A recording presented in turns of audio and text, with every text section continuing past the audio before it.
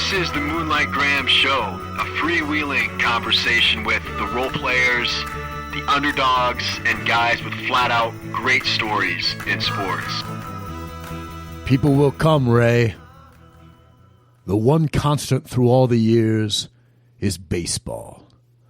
America has rolled by like an army of steamrollers. It's been erased like a blackboard, rebuilt and erased again. But baseball has marked the time. This field, this game, it reminds us of all that was once good and could be again. Well, people will come, Ray. People will most definitely come. Hello and welcome back to the Moonlight Graham Show, and it is Field of Dreams week here in the state of Iowa. That's right, the very first Major League Baseball regular season game is being played at the Field of Dreams this coming Thursday night. So our episode here on the podcast this week is all things Field of Dreams. We do have a Moonlighter. Tommy Birch, Moonlighter, is returning to the show to talk about the Field of Dreams game because, as you well know, this ticket is hard to come by, and it's going to be a very exclusive group of people that are going to be at that game on Thursday night. But Tommy Birch, being a reporter at the Des Moines Register, he is about as plugged in as anybody in the Iowa baseball world. He has been doing reports and stories on the Field of Dreams game since way back into 2019. So, of course, he is going to be at the game. So he is here on the podcast to talk about the Field of Dreams game. But before we get to Tommy Birch, I got to talk about the Barstool Barn Burner that I played in last weekend, or actually 2 weekends ago, over at the Field of Dreams as well. So to get into that story, I'm not sure if everybody out there has seen this, but it came out about 3 months ago that Barstool Sports was going to be hosting a game at the Field of Dreams on July 31st. And so the actual field was not going to be the new field that the major league teams are going to be playing at on Thursday night, but actually the actual Ray Kinsella movie site field that you see in the movie. Barstool is going to be hosting a game there. And so I'm not sure how much you guys follow Barstool Sports. I don't subscribe to everything that they do over there. I do subscribe to the Starting Nine podcast because I'm a big fan of anything that promotes the game of baseball. I listen to Pardon My Take and Big Cat and PFT over there. I think that's a really great podcast. But I don't listen to really anything other than that. But I do kind of follow what Barstool has going on. And I was excited about this game that they had at the Field of Dreams because it's baseball.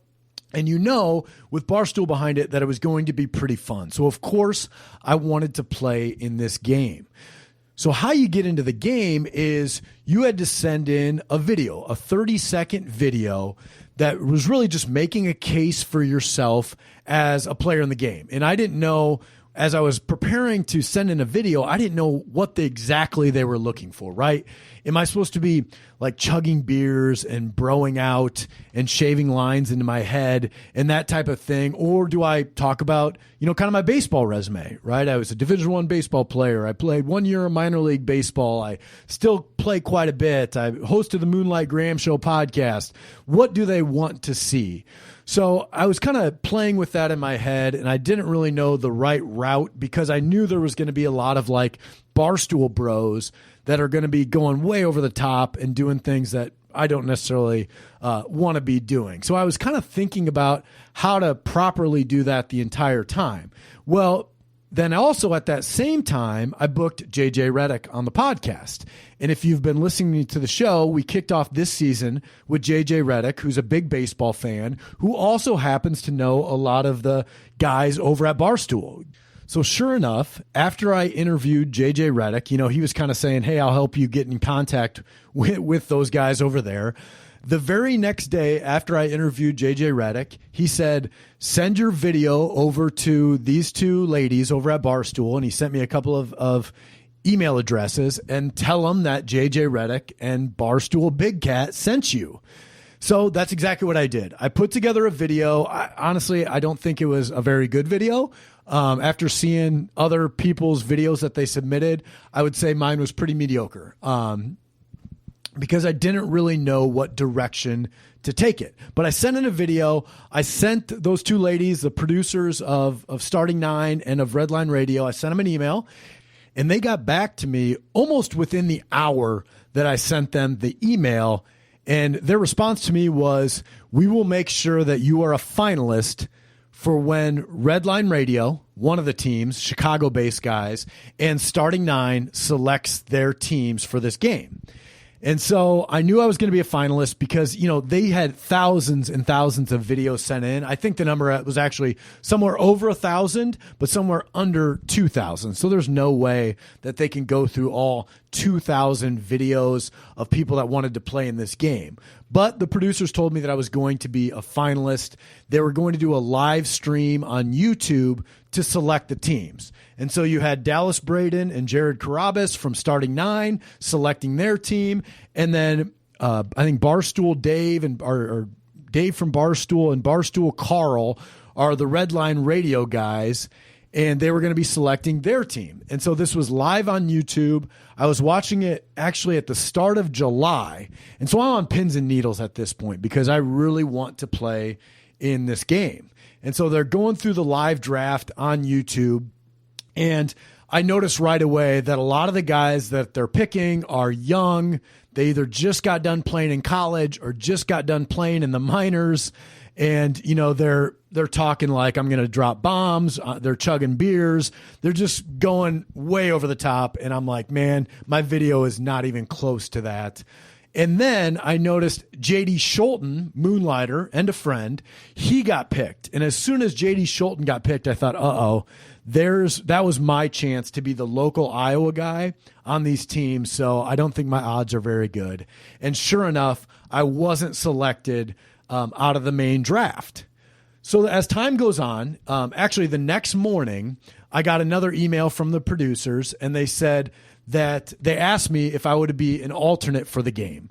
And I was a little discouraged, but I said, of course I'll be an alternate for the game. If somebody backs out, I'd love to be, the next guy up because I'm a local guy. I'd love to play in this game. So, but I don't really think much of it, right? Well, at that same time, J.D. Scholten texted me and he said, hey, I'm going to email the producers of the show and I'm going to text them and I'm going to do everything that I can to make sure that if they need an extra guy, if somebody bails out, that you're the guy they go to.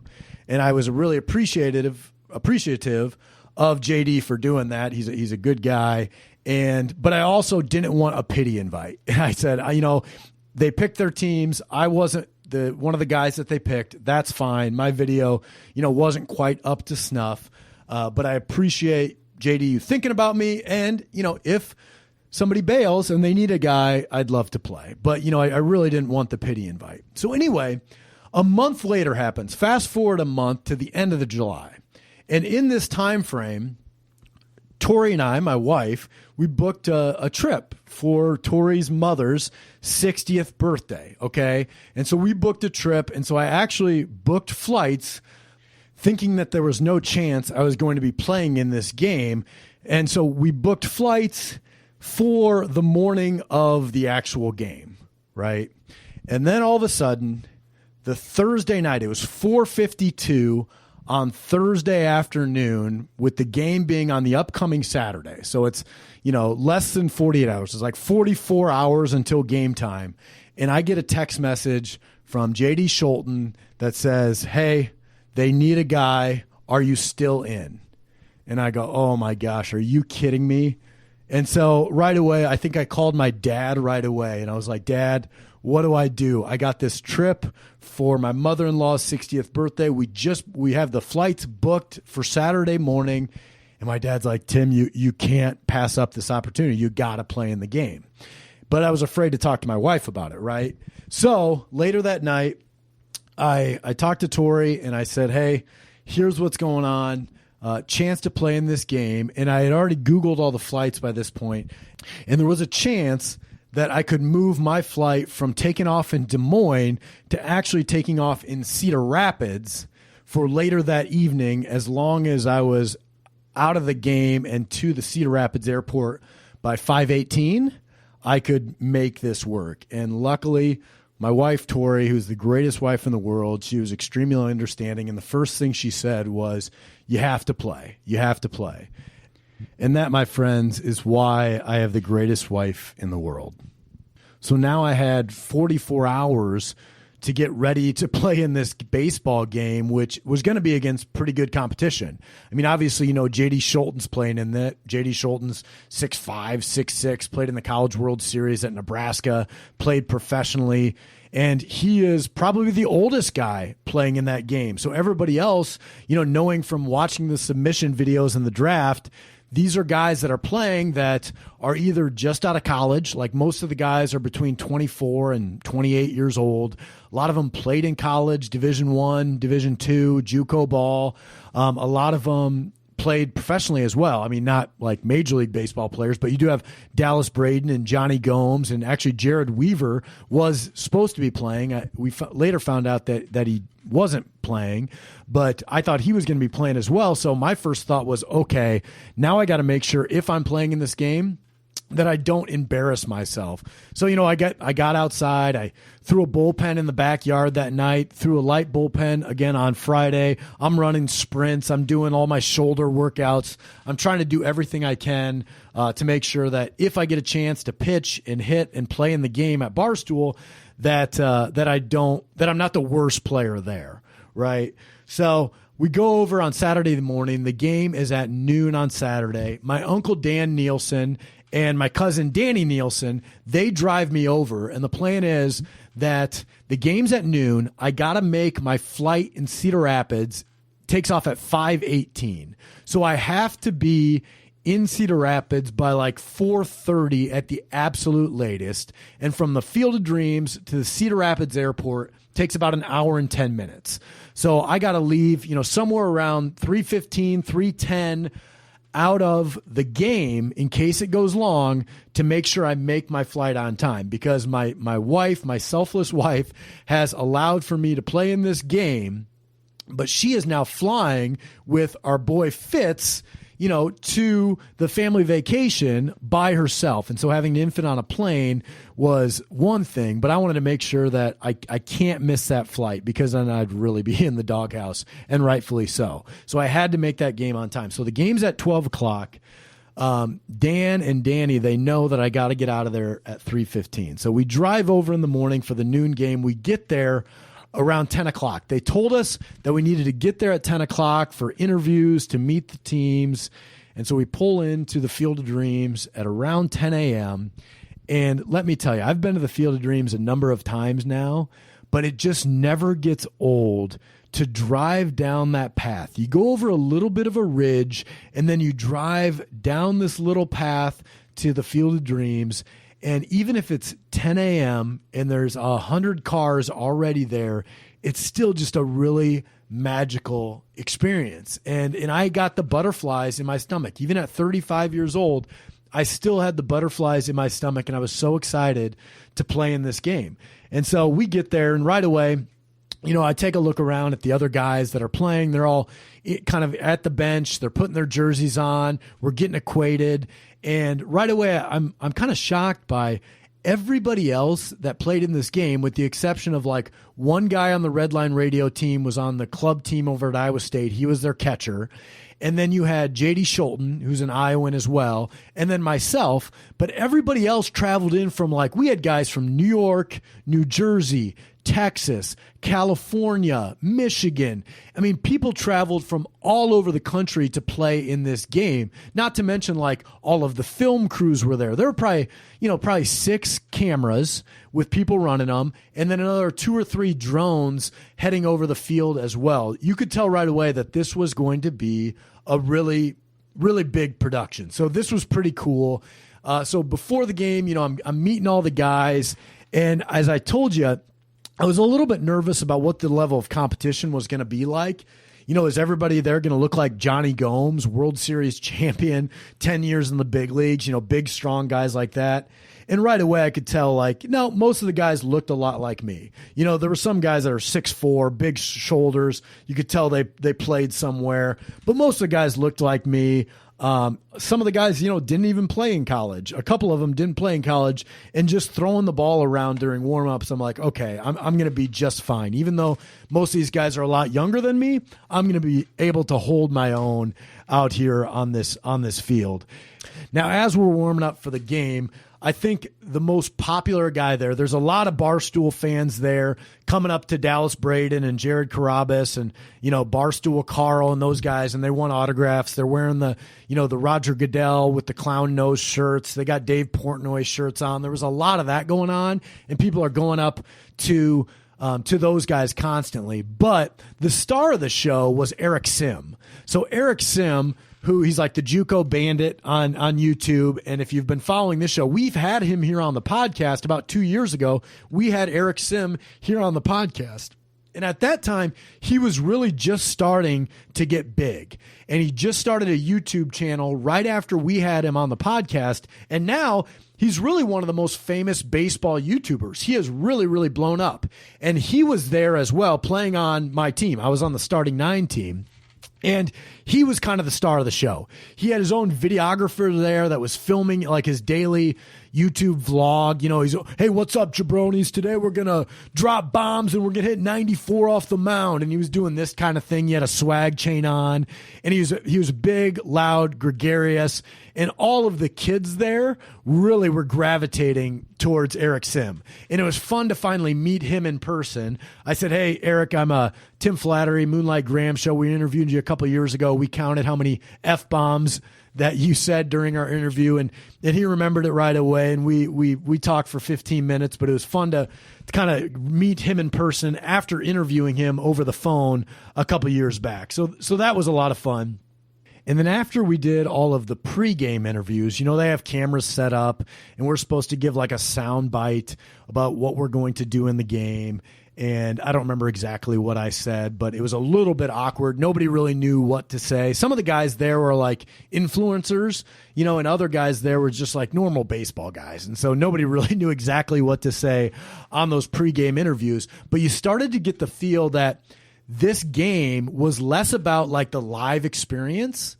Like you go to the Field of Dreams for those Ghost Player weekends, and it's all about the live show, right? You're playing with the crowd. It's kind of a comedy act. You're doing all this stuff. This Barstool game, you could tell right away that it was more about the YouTube video that's going to come out on Wednesday of this week, and it's more about what can they capture for YouTube, and they're going to cut it up, and they're going to make it look really cool, as opposed to like engaging with the fans and making like the live game kind of the best part about it. So it was just a little bit different.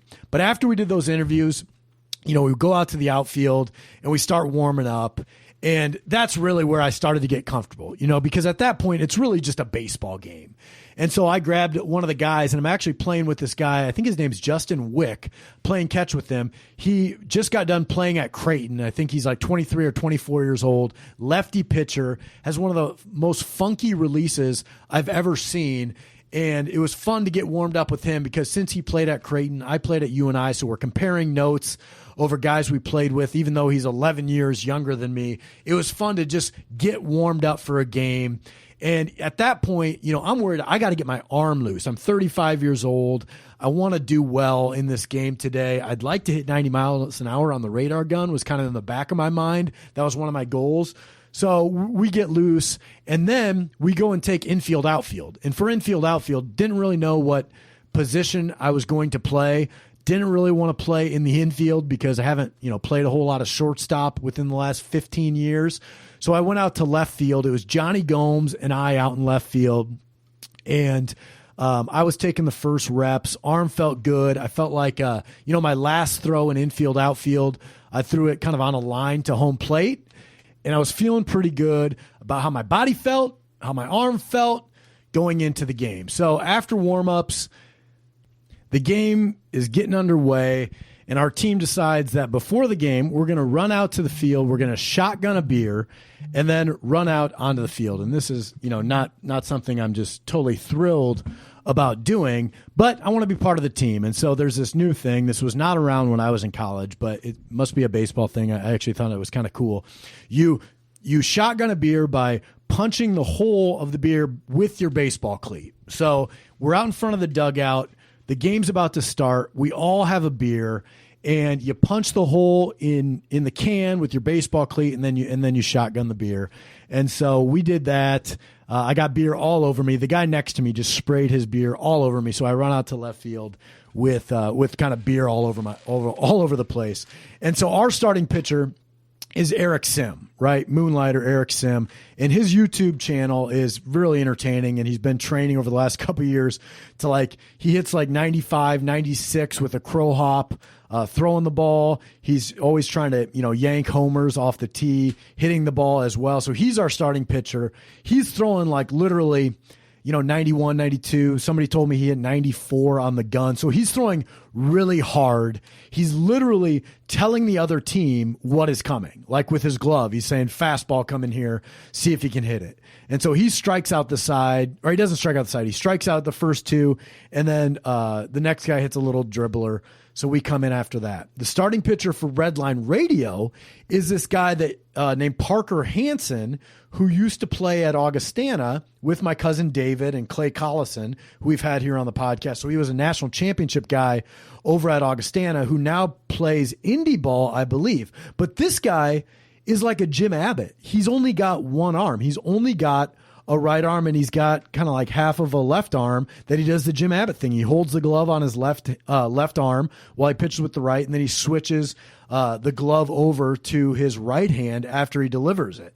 And this guy's good. So he's throwing probably upper 80s. I didn't see the radar gun on him, but he's throwing upper 80s. He's got a good slider as well. It took him a little bit to find the plate. I think he walked Jared Carabas. He walked Eric Sim. He walked Johnny Gomes, and then he ended up getting out of the inning, I believe, without us scoring a run. So then after that, Eric Sim goes back out. I think he had put up another 0, might have walked a guy or two after that. But, the game's on and going. And this whole time I'm playing left field. I played left field for a total of 5 innings. But then, as you guys know, I had to make that flight by, get out of there by 3 o'clock, hopefully. So I wanted to make sure if I was going to pitch that I didn't wait until the 8th inning or the 9th inning. So in about the 4th inning, I went up to Dallas Braden. I said, "Hey, Skip, you okay with me taking the 6th?" And he was completely fine with that. It was essentially, us as a team was deciding what the lineup was, what positions you're playing every inning, that type of deal. Very much like a men's league type of game. And so anyway, I got loose out in the outfield. There are no bullpens at the Field of Dreams. And I go into pitch. We are up, I believe, 3-0 in the 6th inning when I come into pitch. And I get on the mound at the Field of Dreams, and I just tip of the cap to Robin Weinberg and Tucker over at the Field of Dreams. They've done such a great job that the field is in outstanding shape. It might be the best I've ever seen that field, and the mound is actually really good. So I go on in the 6th inning, and even though there's pretty bad holes in the mound from the first couple of guys that I've pitched, the mound still is looking pretty good. And so I get up there. The first guy that I'm facing is J.D. Scholten. So J.D. Scholten, Moonlighter, helped me get into this game. Tip of the cap to J.D. Scholten. I know that I got to throw him at least a couple of fastballs right off the bat. So I start him off with a fastball. I think he swung through the first fastball I had. And then eventually I go, 1 and 2 with him off 3 fastballs. Then I threw him a curveball in the dirt, went 3-2, fastball outside, went 2-2 after the curveball, 3-2 on a fastball outside. And then I got him to fly out to right field. He actually got a little bit of a barrel on it, but flew out to right field. So I got the first guy out, 1 out. Second guy walked, another full count, ended up walking him. So runner on first, 1 out. Next guy up, and back. They're actually back to the top of the order. So I walked like the last guy in their order. They're back up to the top of the order. These are good players. Played at Michigan State, played at Kansas State, played at Illinois. Young guys. So I knew these guys are pretty good. Actually threw a really good curveball to the guy 1-1 to go 1-2, and then just missed on a curveball on the 1-2 pitch to go 2-2. Threw him a 2-2 fastball. And he hit it pretty hard out to center field. Now, this wasn't going to go in the corner or anything, but it was forcing our center fielder to take some steps back. But if you know anything about the Field of Dreams, there's actually power lines and telephone wires that go over the field. Okay, so there's telephone wires that go over the field. And a couple innings before, one of the drones filming the game actually got caught and destroyed in the telephone wires. So those very same telephone wires catch or hit the ball. The ball hits them on that 2-2 pitch that I threw. And so our center fielder claims he would have caught the ball. I don't know if that's true or not. But anyway, the ball hits the wire and drops and ends up being a double. So now all of a sudden, I got second and third, one out after the ball hits the telephone wire, and now it's a double. Okay, so now I'm in a jam. So then next guy up, second guy in the order, another good hitter, and I'm actually feeling pretty good. I'm starting to hump it up a little bit, trying to throw as hard as I can, really, and I'm starting to feel the curveball. So I get a couple of curveballs in for strikes. This guy's fouling off some pitches. It once again goes 3-2 because I can't put anybody away, and I end up walking the guy. So I'm loading the bases. Now all of a sudden I got bases loaded, one out. Dallas Braden calls timeout. We got a mound visit. And he comes out to the mound. It was actually kind of cool to have a mound visit with Dallas Braden. And he just said, hey, just want to give you a little bit of a breather. You're working pretty quick out there, which I was. I was going about a mile a minute because I was pretty excited to be on the mound. But now I got, their 3-hole hitter up, and it's bases loaded, one out. So I kind of lock in. I get a fastball for strike one, curveball in the dirt, misses.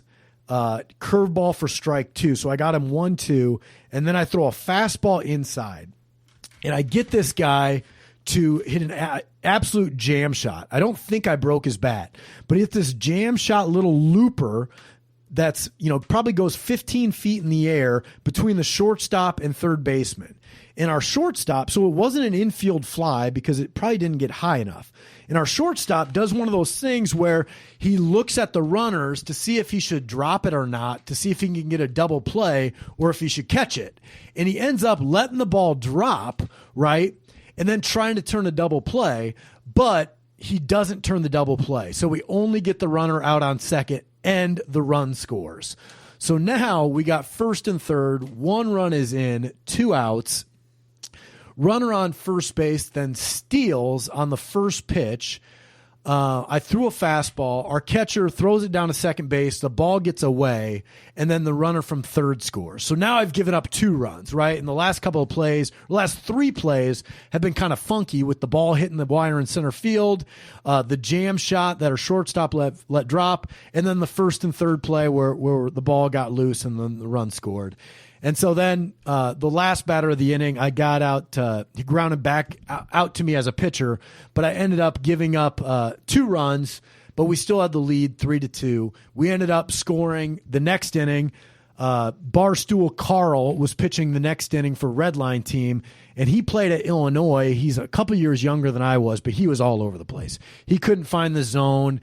I don't know if he got anybody out. And actually, JD had to come in and relieve him. JD gave up a hit, I think, the first batter he faced, which scored a couple of runs. And then I think he got out of the inning with a double play ball after that. So anyway, we were up 6-2. And the score stayed that way until the 9th inning. But before I get to how the 9th inning played out, I should say that I did get 2 at-bats. My first at-bat, I grounded out to third base. It was a bang-bang play at first, kind of a classic at-bat for me, as I can put the bat on the ball, but I just can't drive the ball anymore. And this guy was probably throwing low to mid-80s, and my whole goal was just to put the bat on the ball, hit a little tapper to the third, try to beat it out, got beat by a half step. My next at-bat, I faced, I think, the guy who runs the Iowa White Sox Twitter account. And for some reason, this guy threw me a first pitch curveball, which was dumb because I can't even hit his fastball probably. And then I fouled a couple balls off. I got it to 3-2. And then he threw me a 3-2 curveball and walked me. And I ended up coming around and scoring after that. So I did walk and score a run. And that was what made the score 6-2. So then 6-2 is the score. We're going into the 9th inning. And I'm staring at the clock. the entire time because, as I said, I got to get out of there by 3:15 at the latest. It is 2:48 when the ninth inning starts. I go out to left field. We've already talked, because we want a cool YouTube video, all of our team is taking a beer can in our back pockets out to the field because after we have this ninth inning, we're going to do a beer shower and a doggy pile on the field to end up. It's going to look sweet on camera, right? So we bring in this guy who I think played independent ball, and he's like a right-handed kind of three-quarters angle guy. And I'm out in left field. I got a beer in my back pocket. I'm staring at the clock, and this guy can't get an out. And he's walking guys. He's hitting guys. They have a base hit. And all of a sudden, I'm just sweating bullets in the outfield because the time is ticking, right?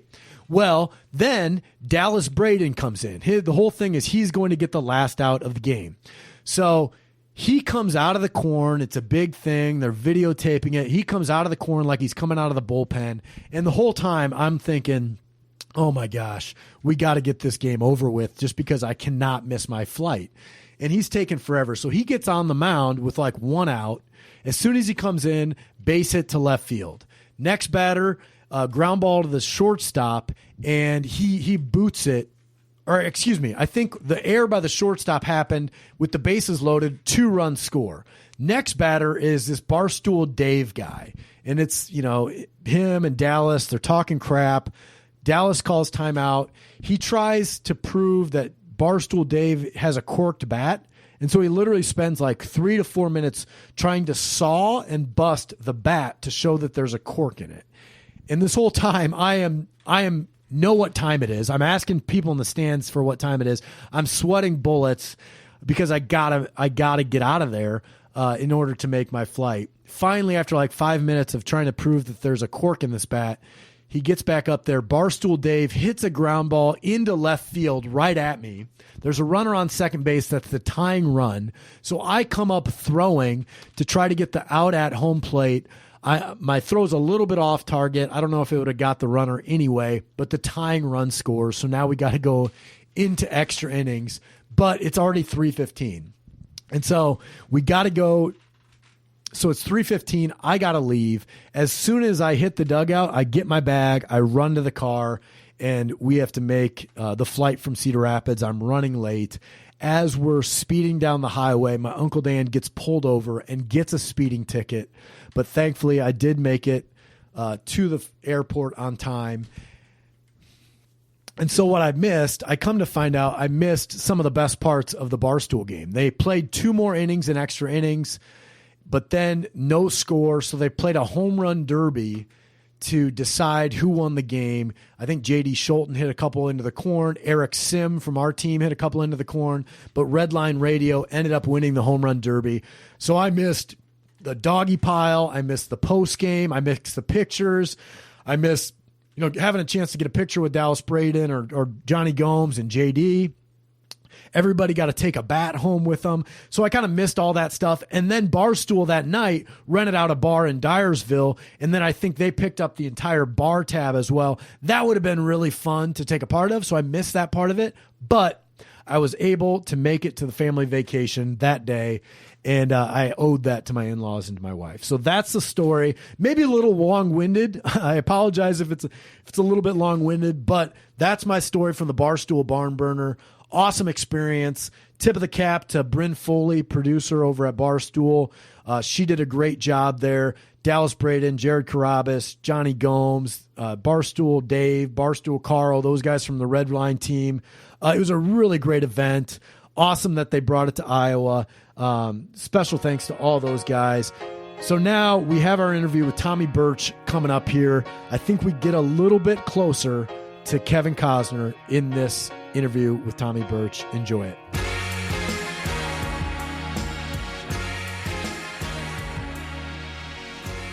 All right, so let's talk Field of Dreams. Perfect. So first question, Tommy, are you going to the game? I am. Yep. I will be credentialed. Now, I've heard that media credentials have been hard to come by. So how exclusive are those media credentials as it relates to people here in the state of Iowa? I'm really not sure. I've talked to a few other media members who couldn't get them, and then I talked to a couple that did. But we've got to be probably the most staffed organization at the Field of Dreams game, because it's going to be me, it's going to be two other reporters, and I think two other photographers. And I think part of the reason is like we have been like heavy on the Field of Dreams coverage since day one. And the day of the announcement, I made it clear to Major League Baseball, like, hey, we're going to want to staff this game, and we're going to want to staff it heavy. And like I said, I think it kind of helps that we've been telling stories for a long, long time leading up to the game, leading up to last year's game, which ultimately got canceled, follow-ups from that. So we're definitely not parachuting in. This has been a long time project for us. And even our Field of Dreams coverage before the game was announced. I would say, I don't know if there's many news organizations, at least, that have covered the movie side as extensively as we have over the years. What is your sense for like anticipation of this game throughout the state? Obviously, you and I, we're baseball fans. We love the Field of Dreams. I think your love for it comes out in a lot of the pieces that you've been putting out lately. But do you think the sports world in Iowa in general is excited about this as well? Yeah, especially in Dyersville. And, I can get to a couple different parts of that question. And I've been up to Dyersville a couple of times. I went, since the announcement, for a few different stories. And when I went to Dyersville a couple of weeks ago, and, I went around town, I went, around the movie site, I talked to just fans playing catch and hitting on the field and stuff like that. And I walked in and out of the gift shop. It reminded me a lot of when I went to the Hall of Fame inductions in Cooperstown. I believe the class was like the 1999 class. It was the year Robin Yount, Nolan Ryan, Orlando Cepeda, and those guys got inducted. The feel in Dyersville was so much like it was in Cooperstown. Just the build up, the excitement, just the energy level leading up to such a big moment. And you could definitely feel that around the town, and especially around the park. And it's an energy that you're feeling throughout the state as well. It seems like it's a topic of conversation that's getting brought up in so many different parts of life, because look, this game appeals to so many different people. It appeals to Yankee fans, White Sox fans, baseball fans, Field of Dreams movie fans, and then just flat out Iowans. I know a lot of people that are not diehard baseball fans that just want to watch the game to see how it's all presented on TV and how Iowa ends up kind of looking on that big screen. So the excitement level is definitely off the charts. And I'll say this too, like at the Iowa Cubs game on Saturday night, they gave away 10 tickets to 5 different people for the Field of Dreams game. Yeah, they raffled them off during the game. And when they made the announcement, it was in between innings. They announced the 5 winners.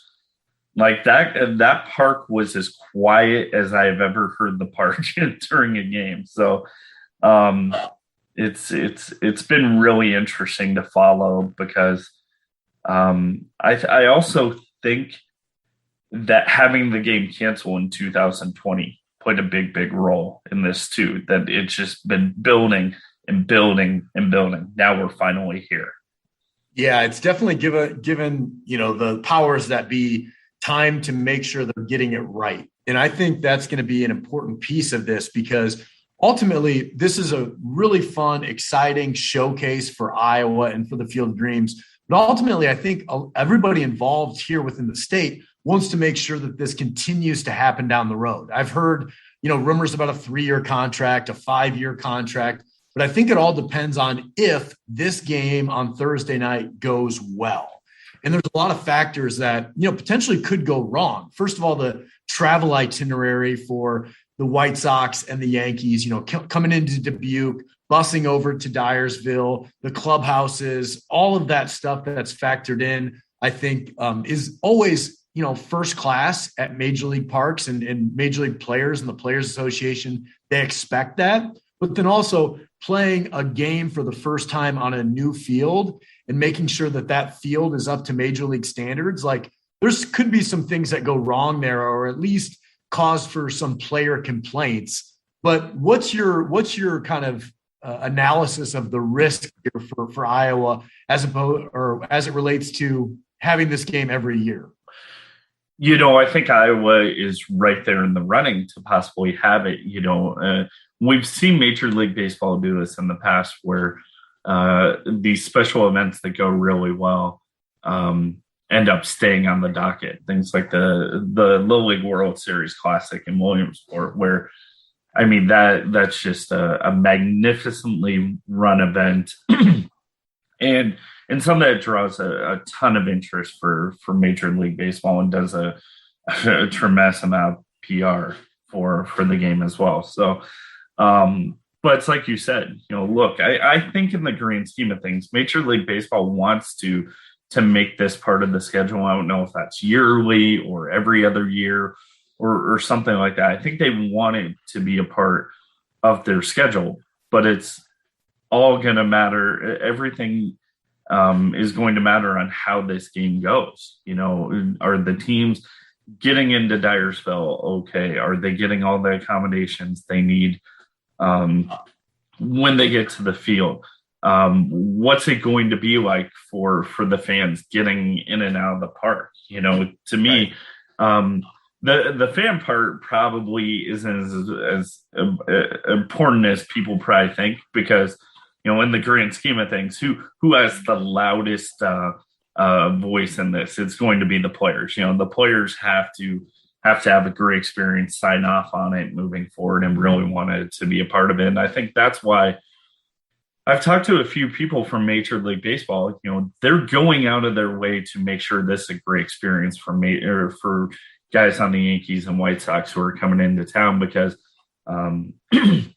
look, the travel schedule is made so there's as little travel as possible, but then they're going out of their way to make sure that these guys can enjoy the actual Field of Dreams movie site. For a lot of them, probably most, if not all of them, this is going to be their first time there, possibly their only time there. So I think they want the players to go there, enjoy it, soak up kind of the sights and sounds of the movie site, and then walk away from that experience saying, like, man, that was a fun time. That was a great time. That's something I would love to do again, or that's something I would like other players throughout Major League Baseball to enjoy. I thought that was really interesting. Somebody from Major League Baseball had told me that they're encouraging players to watch the movie before they get to Dyersville. So, they really want them to understand what they're walking into. And I think a lot of the players will, because, somebody else I had talked to from Major League Baseball had said they've talked to reps from both teams. And I'm going to start hearing from players here within the next day or so. But he says he's talked to reps from both teams, and players are extremely excited. So hopefully it works out well and it can stay a part of that schedule, because there are going to be a decent number of Iowans that are attending this game. Obviously, you would want more, but I think the more opportunities you can have this game, the more opportunities other fans can be a part of it and enjoy it down the road. Yeah, and I think you hit on a point there that I really like, in that obviously the player experience here is going to be vital to this game, happening on a yearly basis or every other year or something like that. But also Major League Baseball has to make money off this. And I've seen some things out there about people griping about how expensive some of the tickets are, especially if you win the lottery. I think you had a chance to buy them for $375, which is a lot of money. But I also like the fact that all of these tickets, there's such a high demand for them on StubHub and on the secondary market right now too. And I think it's good for the state of Iowa to have a game here, the Field of Dreams game, that is drawing so much interest, not only in the state, but also ultimately nationwide. And so even if, you win that lottery, but you don't want to spend $375, you could buy those tickets on a credit card, put them on StubHub, sell them for $1,200, $1,300 a piece and make a little money. And ultimately everybody wins there. And to your point, the more games we have down the road, as long as Major League Baseball is having money, then more people in the state will have a chance to see this game moving forward. But, outside of the player experience, I think that money factor is really big here. And as Iowans, we should want Major League Baseball to make some money off this game too. Yeah, and I think just as important as the money factor is the PR factor too, where, right. I got a chance to talk to Rob Manfred last week, and he said, look, this game, ever since we announced it back in 2019, it has generated just as much interest, if not more interest, than all the other special events that Major League Baseball has done, from Little League World Series to the game in Fort Bragg to the London Series, stuff like that. They've done some really cool stuff, but I think we can all agree, even taking off our Iowa cornfield goggles, that this has the most excitement, not just from an Iowa perspective, but from a national perspective, because of that love of the movie and how it really stands the test of time. As well as anybody, Field of Dreams, the actual movie is what really drives this whole thing. And the fact that, how many years later is it still a movie that fathers are watching, with their kids, and it's just being passed on from generation to generation. So the fact that Major League Baseball is getting some really, really good PR from this game is going a long ways, because that's what Rob Manfred's, biggest goal is trying to grow the game. That's something that desperately needs to happen. And how do you grow the game? You get more eyeballs on the game. You get more people watching the game. You get more kids and people that aren't involved in the game being exposed to the game. And this is the perfect opportunity, because like I said before, this is a game that appeals to non-baseball fans too. So you get them in, you get them interested, and hopefully you get them hooked. Who's throwing out the first pitch here? Is Kevin throwing out the first pitch, Tommy? So I've been talking to Major League Baseball about this. That's not a confirmed thing quite yet. I know the mayor of Dyersville has said he's being told that Kevin Costner is indeed throwing out the first pitch. Major League Baseball hasn't confirmed that Costner is even going to be there, although there is definitely some heavy optimism from a lot of parties that he's going to be there. Dwyer Brown told me that he was told Kevin Costner is going to be there. I know originally the plan, Frank Whaley, who played the young Moonlight Graham, there you go.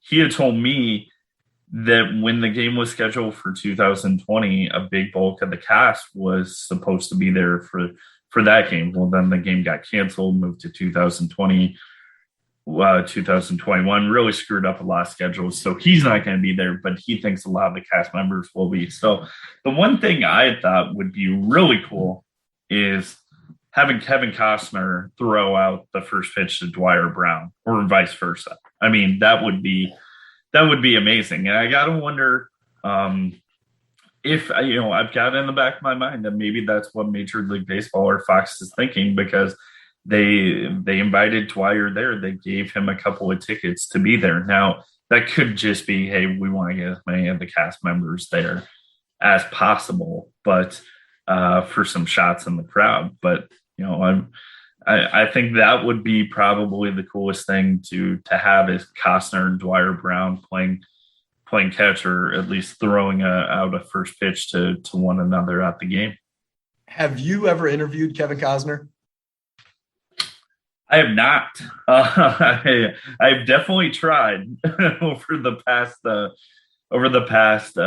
month. I've reached out to many PR people. I'm probably one email away from a restraining order from Kevin Costner's PR person, but that is worth noting. His PR person did tell me hopefully I could get him at the game. So there's one other piece of evidence that there's at least some high optimism that he's going to be there. But it's been fun to, I've watched a lot of interviews with him, and when he came back, I believe for the 25th anniversary in Dyersville, and it was really cool watching the video of him run around the field with his kids and just look around the diamond and the house, because you can tell to him, and then talking to a couple of the other cast members, man, that place still holds a very special place in the hearts of many of those people. Yeah, so our goal for this season of the podcast, Tommy, is to get Kevin Costner on the pod. And as you well know, probably better than anybody, it's almost an impossible task. And that's why on here on the Moonlight Graham Show, is because we feel like the season would not be complete unless we get Costner on the pod. But I think he's just a hard guy to get to, number one. I think he's really busy right now with Yellowstone, with the Field of Dreams game. I think his band is touring right now as well. So the guy's got a lot going on. And I get the feeling that Kevin Costner is not the type of guy that like slums it with interviews, like he's very picky over who he talks to. But, we're going to try to do it here on the pod. You've had some big gets. That would be a big one, but I think you can do it. I think my impression from afar, and it's like I said, I've never talked to Costner, let alone met him before, but I kind of get the same impression you do, that when he does an interview, it goes all in. And obviously this movie and the characters involved in the background of your podcast all are probably something that tug at a guy like Kevin Costner's heart. So there are so many, I'm sure there are so many great stories that have not been told, but you hit it right there. From talking to people, it sounds like his schedule is just absolutely bonkers. That that's part of the reason why Major League Baseball, I don't think, has announced that, hey, he is indeed coming. I think they think he's going to be there. They feel pretty confident, but I mean, he's shooting his show. He's a family man. He's got the band. He's got a lot of stuff to do. And let's be honest too. I mean, Kevin Costner is not a guy that needs to get out and do interviews with like Rolling Stone or the Today Show or anything like that. Everything he does sells itself. So he can afford to be pretty picky. So, Tommy, you're going to be at the game on Thursday, but you also have a job to do. It might be one of the most popular columns you ever write will be the game, your recap of the game of the Field of Dreams, or, whatever you choose to write about that, which is probably a little bit of pressure for you. But you have a son. You're a baseball fan. I got to imagine there's going to be some of those butterflies and feelings as well on Thursday night. So what's that experience going to be like to you, maybe outside of just you having to do your job? First off, there is going to be a sense of excitement that's finally here, because I feel like I've been writing about it forever.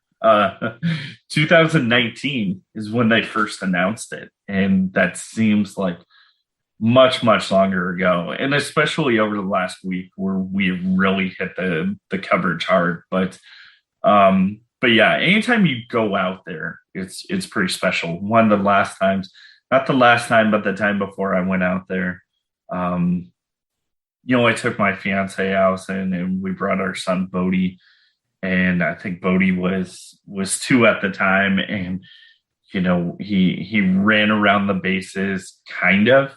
he took some, we'll say he took some unorthodox routes around the bases, just kind of chasing me and vice versa. But I'll tell you what, like when you get up there, as a young father, as maybe you've already seen, but it definitely tugs out the heart in a different way. I remember the first time I went to the Field of Dreams movie site, as a little kid, I was probably like 10 or 11, 12, something like that. And, I wanted to walk in and out of the corn. I wanted to, step into the batter's box, take a couple of hacks. I wanted to run the bases and send the bleachers and stuff like that. The idea of the father-son connection really didn't hit home to me, as it probably shouldn't for, a 10 or 11, 12-year-old kid. But it definitely does now. And I think that's something that's going to be on my mind a lot of the time. And the idea that, hey,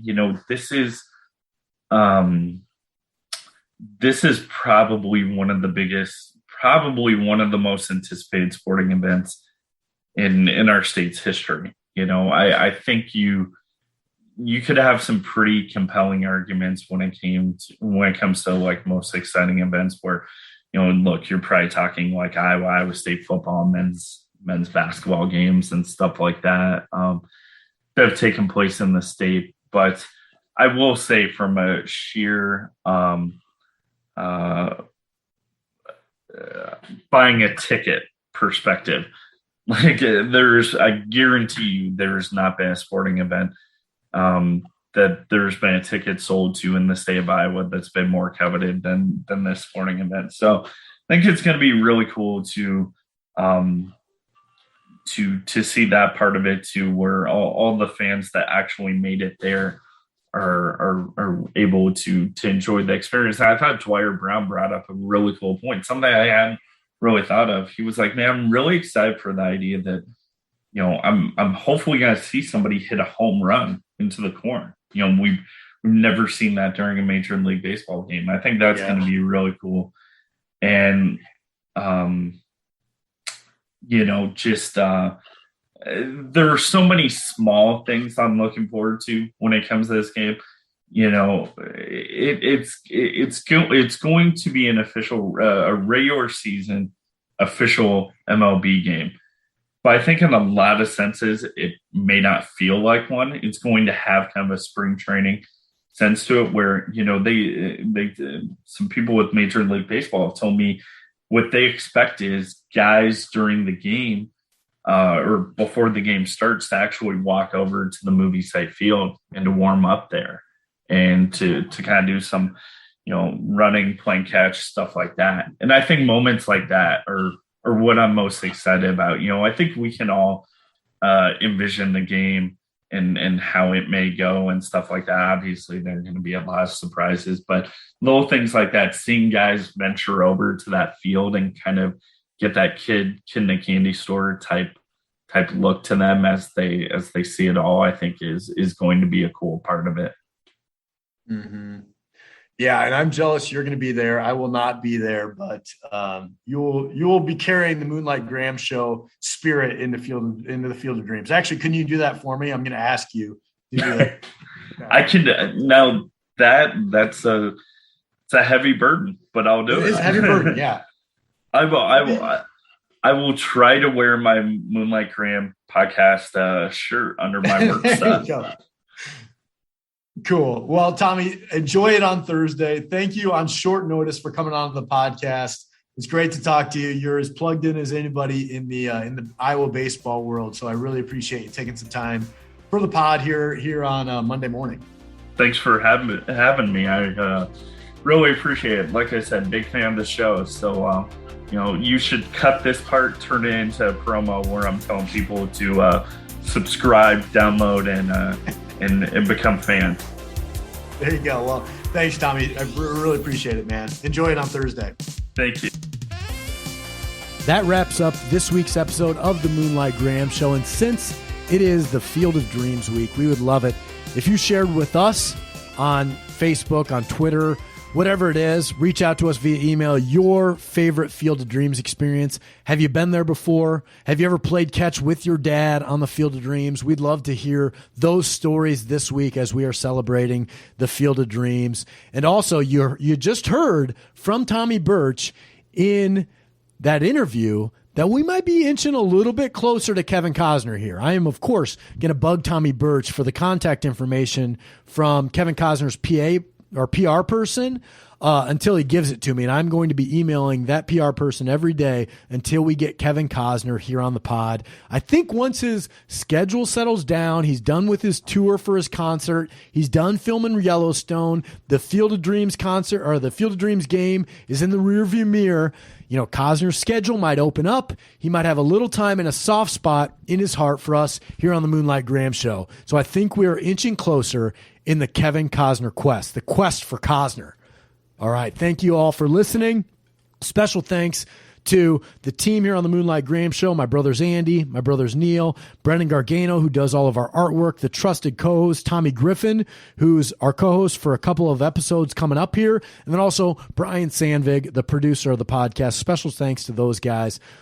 Enjoy the Field of Dreams game this week. I hope you guys are all either watching it in person or watching it on MLB on Fox. Have a great week, Moonlighters. It's Moonlight Graham, yeah. It's a pretty good program, broadcasting to the heartland. Sports stories for the everyman. It's Moonlight Graham, yeah. Please follow us on Instagram. You're loving us on Twitter too. You download every pod we do. It's Moonlight Graham.